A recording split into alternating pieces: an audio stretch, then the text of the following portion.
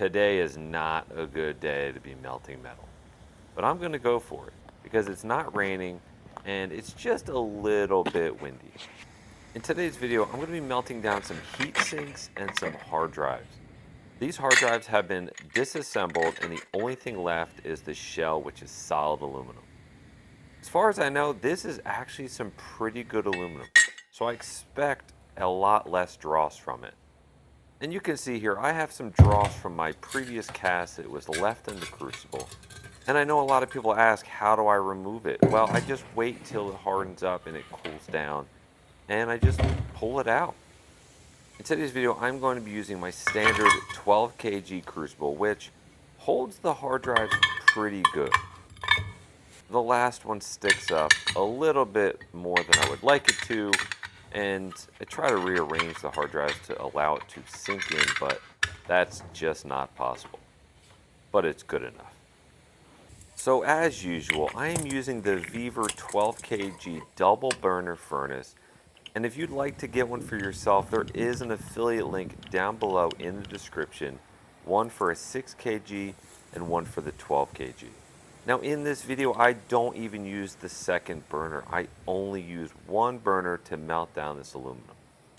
The first thing I'm going to do is put a piece of cardboard on top of the plinth block that is going to be between the crucible and the block.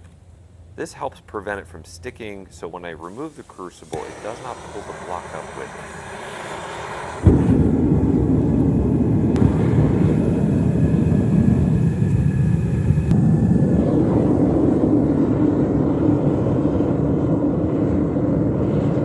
Now that these hard drives have melted down, it's now time for me to add the heat sinks into the mix.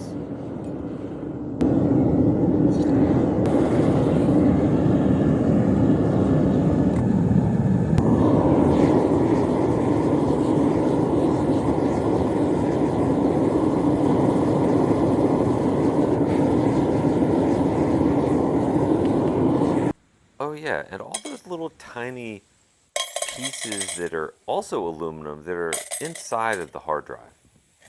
Let's load that up too with a convenient soup can.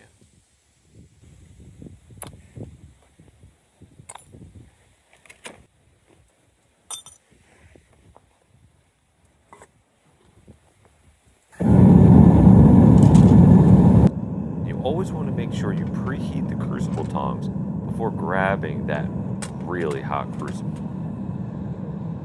Oh, and also don't forget to preheat the graphite ingot mold. We definitely don't need any steam explosions happening today.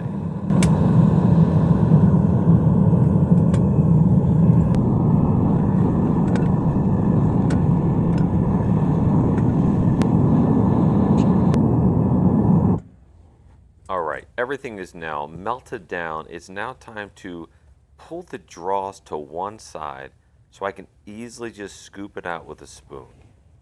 I always like to do this before pouring.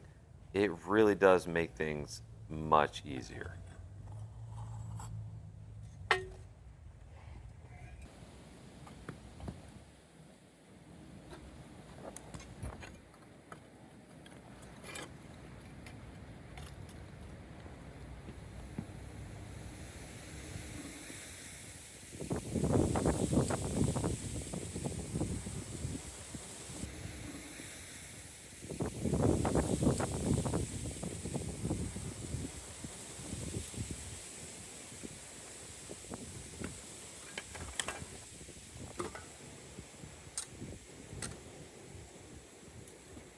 So it's been about 15 minutes and I am not able to get this ingot out of the mold.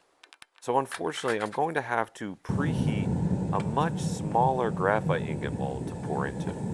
It's not that big of a deal, but I know I have more aluminum than this mold will actually hold. So now we just make room on our little pouring platform.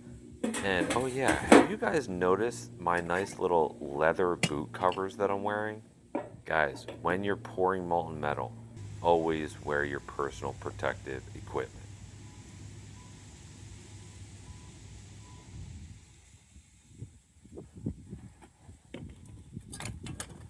So I think it's been long enough, and I think I can finally remove this aluminum ingot from the mold.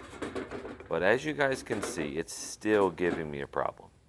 You can see the aluminum starting to slide out of the mold, but because of the weight, I'm not really able to hold the mold with the tongs very well. It keeps slipping out. But fear not, I finally get it. So as I said earlier, I have more molten metal than this little tiny graphite mold would hold. So I'm going to have to reuse the large mold and pour the rest of that molten metal into it.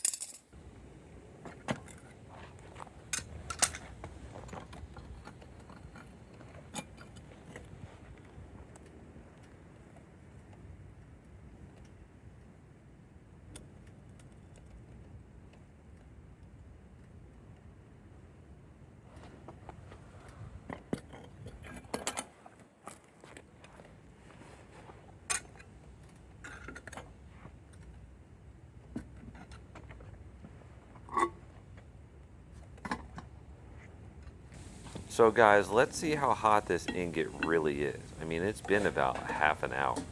We're going to quench it on this little block of ice.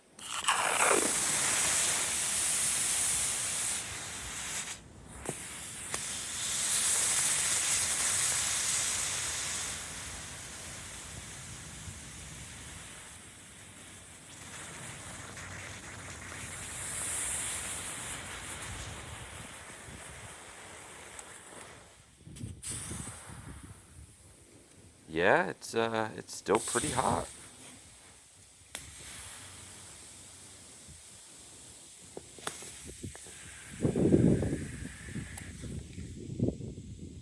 No more ice to quench it in, so I'm going to use this Folgers coffee container filled with water. We'll quench the little one first, and this one comes out really easy. Much easier than that larger one, that's for sure.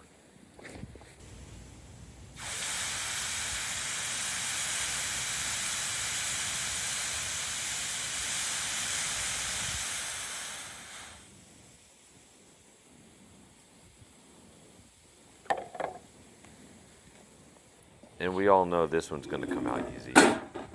Of course it is. That's probably because it wasn't a full mold. I always have a hard time when that graphite mold is filled all the way to the top.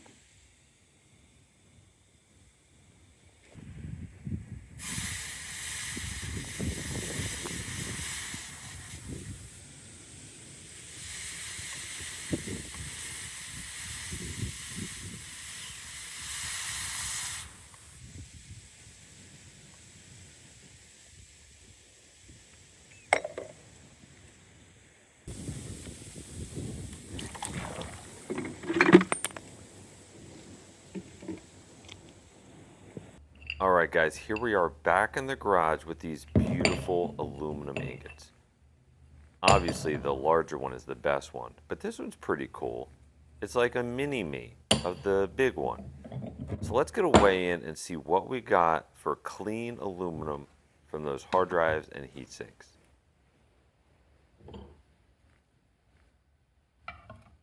I currently have the scale set on grams, so as soon as I get all the aluminum onto the scale, I will then change the settings and see what we have in each individual setting.